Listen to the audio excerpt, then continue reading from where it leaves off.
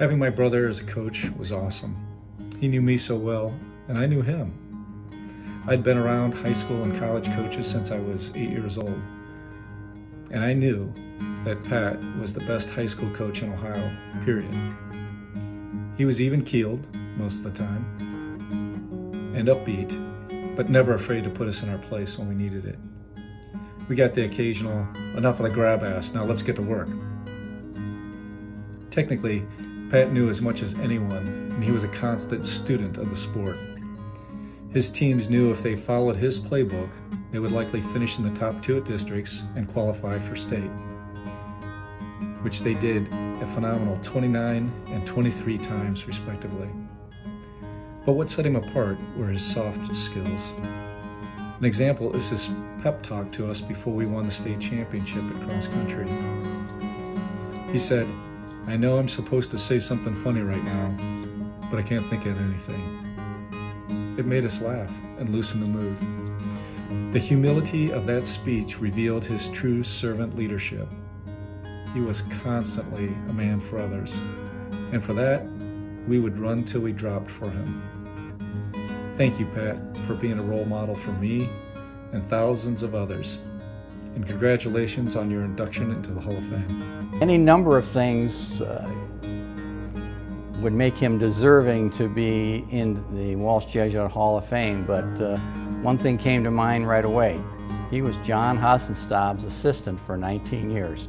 And for that alone, I think he should be in the Hall of Fame. Working with John Hassenstab, being his assistant, was an incredible experience. Talk about someone who thinks out of the box. John would do it. The favorite story I have about John is we lost the mile relay, and it was a mile relay at the time, in a dual meet versus Shaker Heights. And we got on the bus, and that cost us the meet. So when we got on the bus, John had a baton, and it was one of those old style buses where it had a metal pole that the kids would grab onto when they're getting off, and then one perpendicular to that. And he started getting on the kids, and you know, "You, Bobby, you didn't do what you were supposed to do." And he started banging the baton, and he just kept hitting it, and he got more fired up. And then at the end, I was standing in the stairwell, he came down, and he says, "Hey, what'd you think of that speech?" From that point forward, well, at the moment I just thought, who am I working with here? And secondly, from that point forward, I never let him get on the bus with a baton in his hand. You know, he often said a key issue for him was, especially in track, is he wanted to fill every event and score in every event. And you had to have depth to do that, and he developed depth. He had great techniques in terms of coaching. I don't know that he developed them himself, but he certainly used them. The cross training in terms of going swimming one day a week, taking the kids on a bus, you know, to the metro parks and around the area, you know, getting away from the track, you know, heart monitors, team meals, bringing in alumni. He was kind of a master at, you know, using all the tools that was available to him. And he also had a great relationship with parents. You know, and I often said that you could always sense the strength of a program, how active the parents were in the booster club. And Pat's parents, both in cross country and track, they were as active and helpful in the booster club as anyone, because he developed a real relationship with those people. Any success that has been attributed to me did not occur without the help of a litany of people. I would like to thank my former athletes, their parents, colleagues, friends, my various coaching staffs throughout the years, and the Walsh Jesuit community for your many years of support. A special thanks to those of you who were able to attend tonight and allow me to share this honor with you.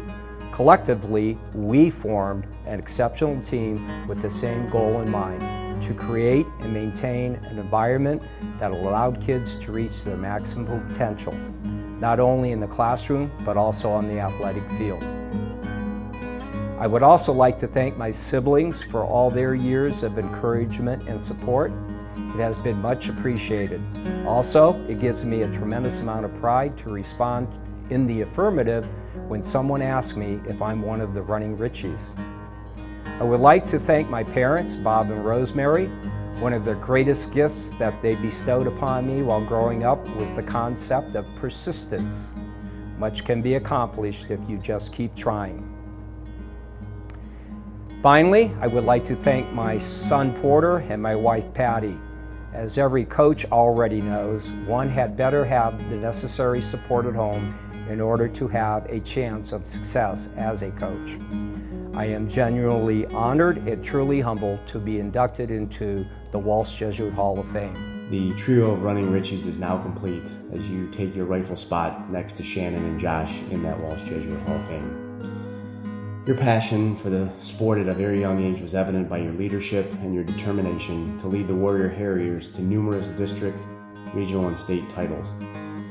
But perhaps the most impressive part of your career is not the titles or the championships that you won and brought back to Walsh, and those are too many to count, but rather the former athletes that you've mentored that have gone on to be even better men for others.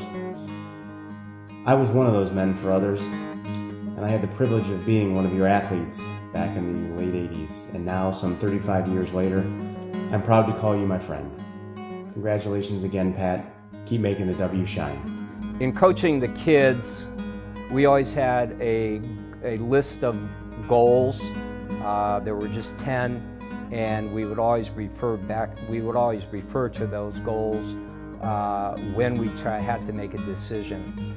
But they really worked well for us, and I can honestly say that I bleed maroon and gold. And the school has changed. It's definitely not the same school that I started at 40 plus years ago, but what institution is. And any time that I can come back here, I'm tickled to death. It's just, I miss it. I miss the kids, I miss coaching. But the day-to-day grind, it was time for a younger person. And I just feel very comfortable being retired.